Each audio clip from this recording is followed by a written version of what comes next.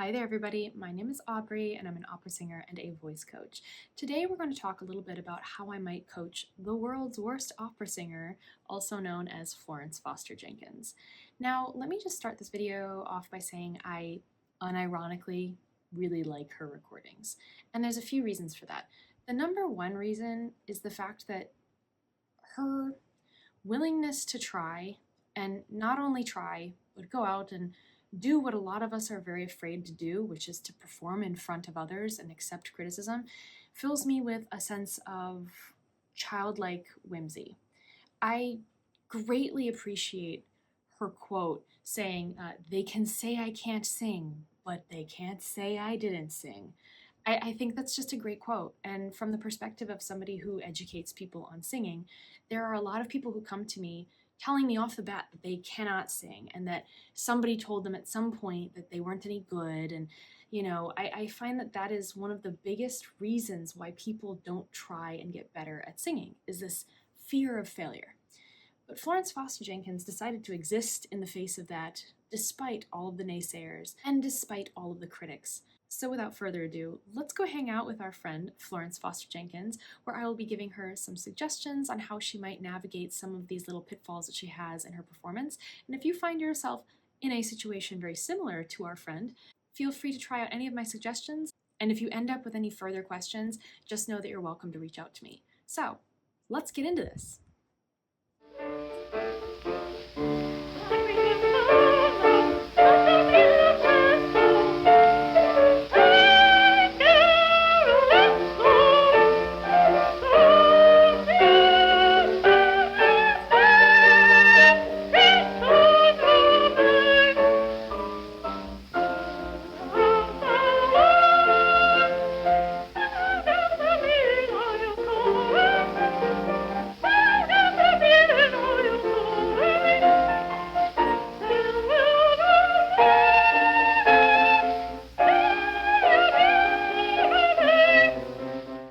Let's pause there for a second and chat, shall we? So right off the bat, I want to say this is in Italian.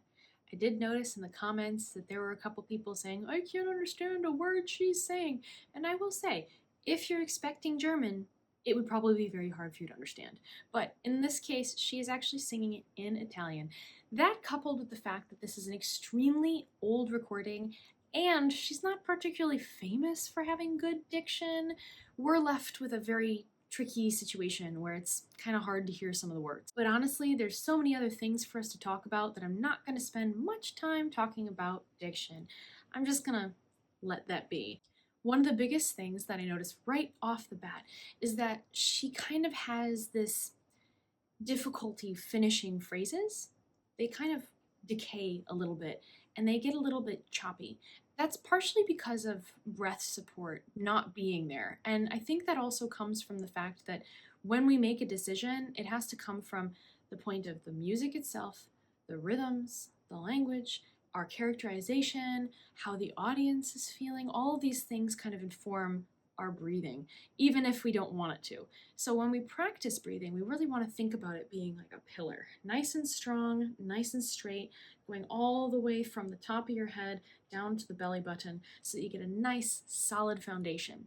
Then from there, you want to create nice phrases where you know, okay, here's the start of what I want to say and here's the end, so that everything is nice and full of that air, not pushed, but nice and supported. Right now, she's kind of got a wavery sound, and we can fix that by just having a little bit more clarity on the roadmap she's taking through the piece. Honestly, so far she's getting quite a lot of the pitches, and I think that is what makes the incorrect pitches very obvious, because we are having a semblance of the melody, which means our brain is kind of following along with it. And then when we hear something out of tune, it's like, oh, there it is. So when she's singing it in pitch, she's almost doing herself a disservice for the times where she struggles. And a way for us to work around that is to focus more on the color of the voice, opening up a little bit more and making it a little bit easier for us to access those higher pitches. She really struggles with reaching them, and as a result, it sounds like it feels uncomfortable. She kind of is reaching, going up for them. So a workaround is to think about a yawn.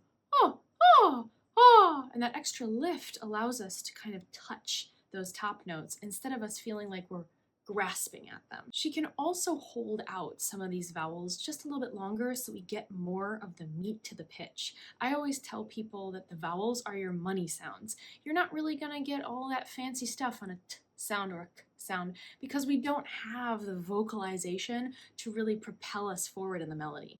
Whenever we have something, even short stuff like a letto, we want to make sure that O doesn't just vanish, right? Otherwise, it doesn't end up sounding like the word, and we don't get all of the glitz and glamour that we get from really singing it out. She honestly doesn't have a bad time on some of those descents, but as she's going up, I can really feel that strain. Lifting that palate and going into that yawn space is going to make a world of difference for her. So how do you find that? You can literally just yawn. And as you do, you're gonna feel that little floor of the nose kind of lift up and the tongue to press down. Oh, you obviously don't want to actually sing through here, so you're going to relax it a little bit, but you're going to end up sounding kind of posh, kind of lifted and gentle and floaty, and it's a really nice space for us to sing our higher notes. If I were to show you the difference, it would sound kind of like this. With that second one, you have that nice, floaty, full color, and you can hear the difference between the previous one where it just sounds very tight and almost metallic.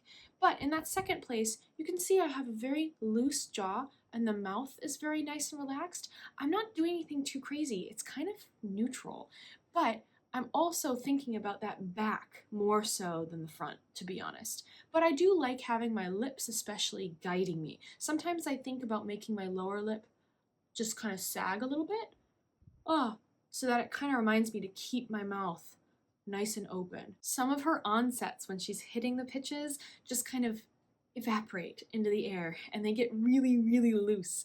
And I think one of the things that she could benefit from is imagining the pitch before she sings it. Really hear it in your head before you go for it, because that will make sure that you're going to be more likely to hit it, and as a result, be able to feel like you're singing it confidently. She's really chopping up a lot of her syllables as well, which is preventing it from sounding as smooth and as gooey as it could. There are plenty of times where the staccati need to really be observed, but in the other stuff, the flesh of the melody, we don't want to end up over chewing our words. So just remember that when you're thinking about words we speak very fluidly, we want our singing to be fluid too. And I can show you an example. If I talk like this, it is a lot harder for your brain to understand what I'm saying. But when we flow it all together, our brain is actually really good at hearing all of that. So remember, we want to work with the brain, not against it.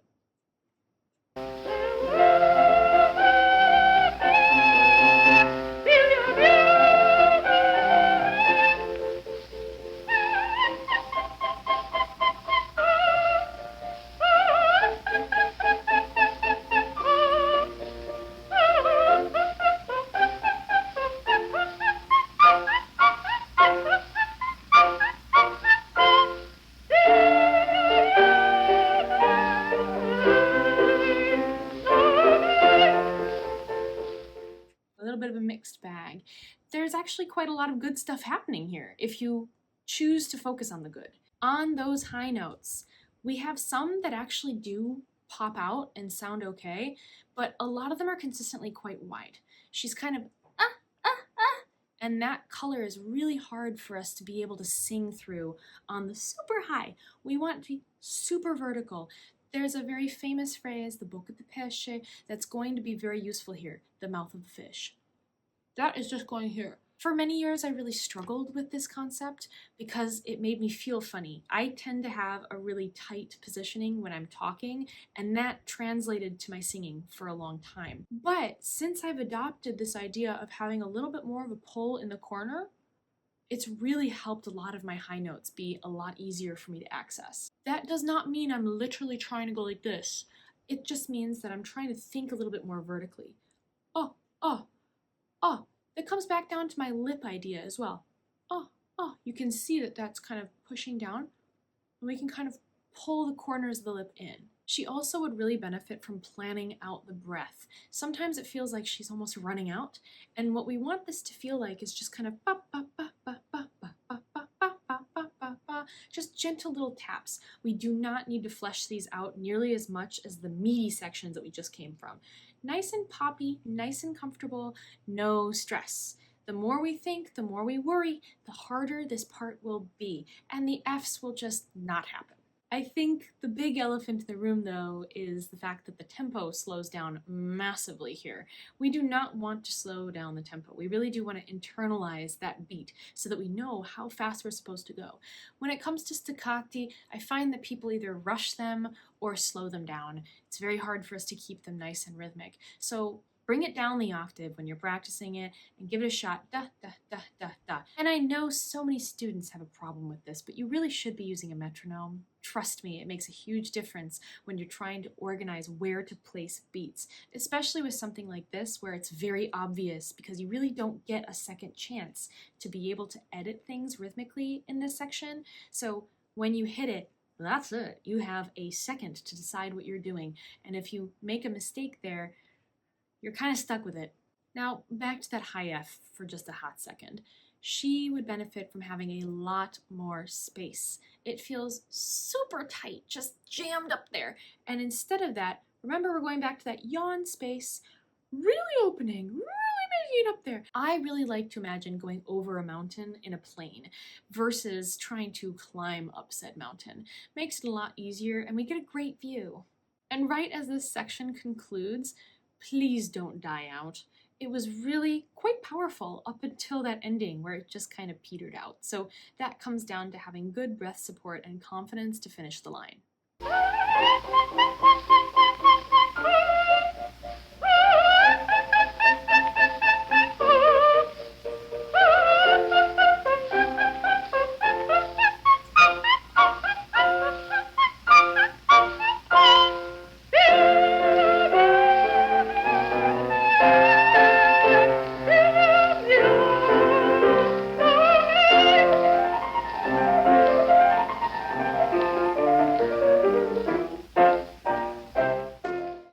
We still have a lot of the same problem, but as we go into that later part, you notice that she kind of miscounts something.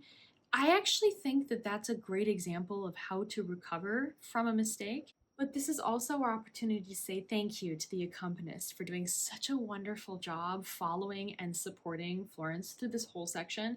If you have worked with a pianist, please give them a hug, buy them some flowers, say thank you because they are out here making us sound so good.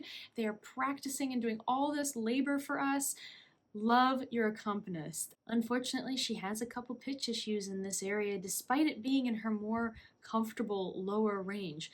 That probably comes from the fact that she was having a couple mistakes with the rhythms and coupled with the fact that she really didn't have good breath near the ending. So remember, breathing is suspiciously tricky. We take it for granted every day while we're talking to people, and then when we ask ourselves to do it in a singing setting, it's a lot trickier than you'd expect. You have to actually plan it out and really think about where your breaths are going and why. And whenever I'm looking at sheet music, I physically write out my breath marks. I would say that's a really good practice that a lot of people do in the professional sphere and amateur sphere. So if you haven't started doing it yet, it's probably a good habit for you to pick up.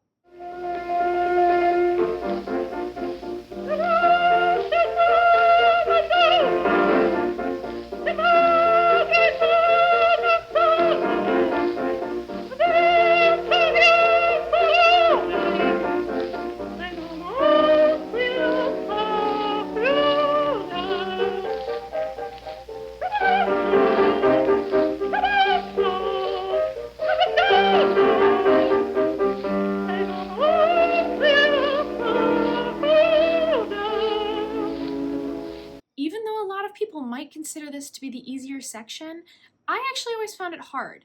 You have to be very rhythmically accurate. She's struggling with that a little bit here. The piano is your friend. There's that little intro, and I like to use that as a guide to let me know when I'm supposed to come in. Obviously, please count, but if you're having trouble counting or you get lost or get distracted, make sure you know your accompanist's part so that you can kind of, in your head, follow along with what's happening and better understand your own part in the process. Those octaves are deceptively hard. I always like to think of my big jumps as high note, going down versus lower note going up. Why? Because I like being able to make sure that the position in my high note is exactly how I want it to be. I don't want to be basing the color of my higher note on the shape of my lower register. So as a result, I tend to focus on what I think sounds the best in my higher voice and then use that shape across the rest of my range. That kind of sounds funny, but it allows me to not have to change gears as much, and I find myself being more accurate with pitch, and my color is much more uniform from top to bottom.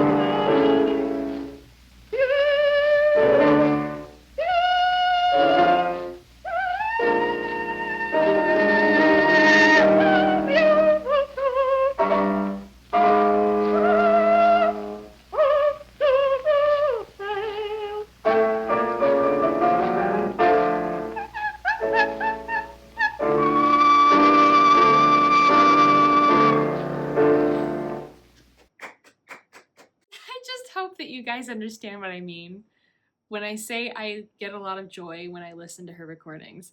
That ending, I just want to say, is fabulous. I wish the whole song sounded as good as that little cadenza she had. I thought that was really fun, and she got the pitch. Remarkable. The triplets were not bad. I was pleasantly surprised at how many of those pitches I could hear and how accurate it really sounded. So kudos to her. Woo, those repeated staccati. That needs a lot more breath support and a lot more understanding of the pitch and where you're trying to go. It was clearly very hard for her to hit those notes accurately in any way. And one of the trickiest parts is because of that repetition. It does make it very obvious when we've made a mistake. In this case, of course, it wasn't really the repetition that got her. I think it was her positioning. It was really, really tight and she was really pushing it. So instead of going, where you're kind of squeezing back, you're going to think a little bit more vertical. That way you can get a much better color with a lot more ease. Because right now all I'm hearing is that pulling and that pushing. When we lift over it, trust me, it's a huge difference. My overall thought is that this is a pleasant surprise. I enjoyed myself thoroughly listening to it because she just brings a lot of playfulness to this aria, even though that playfulness does come sometimes in the form of egregious mistakes. And in that same vein, it's so easy to let said mistakes kind of define the performance instead of looking at it for what it is, which is just somebody singing because it brings them joy to do so. If you don't enjoy her music, or anyone else's for that matter, you're not required to listen to it. This piece and many pieces like it are notoriously difficult, and I don't want people to feel like they can't have fun and give it a shot. I think a lot of people are always nervous that they're going to hurt themselves or something like that, and that's absolutely a possibility. So I do tell people, be careful, listen to your body, but if you want to give it a shot once or twice, I don't think that's a bad thing. I bet you if you ask anyone, we've all at one point sung something that was beyond our capacity, and it didn't ruin our lives. It was something that allows us to understand what our goals are and what we might want to do. So failure is still always an opportunity for us to learn and get better. Another thing that I see a lot of people say about her is that she's tone deaf. Clearly she is not. She absolutely understands what she's supposed to do melodically.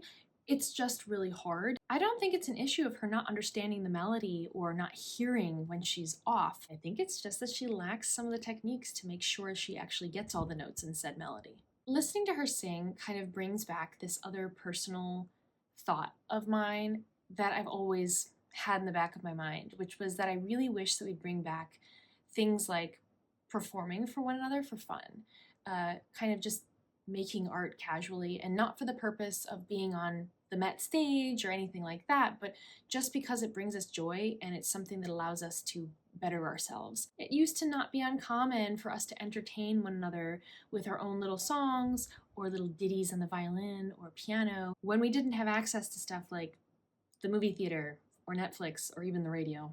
So I think that's actually where a lot of my enjoyment comes from. It's just I really like hearing people sing because it makes them happy and they're having fun. And it also is something that makes me very proud to be a voice teacher. For the most part, it's kind of already installed into the human body, and we might as well be able to explore what it can do for us. Every year, it feels like there's less and less opportunities for us to be able to enjoy amateur art making. And I think that disappearance of those spaces is something that we should fight against. Being able to create art because it brings you joy is enough of a reason for you to make art. So fundamentally, I do believe that art is extremely valuable, not because of a price point, but because it is fun. And that is all I have to say for today. Thank you so much for spending this time with me. I hope you got something from it. And honestly, I do hope that you found something enjoyable in Florence's performance. So, as I always say, make sure to keep on singing.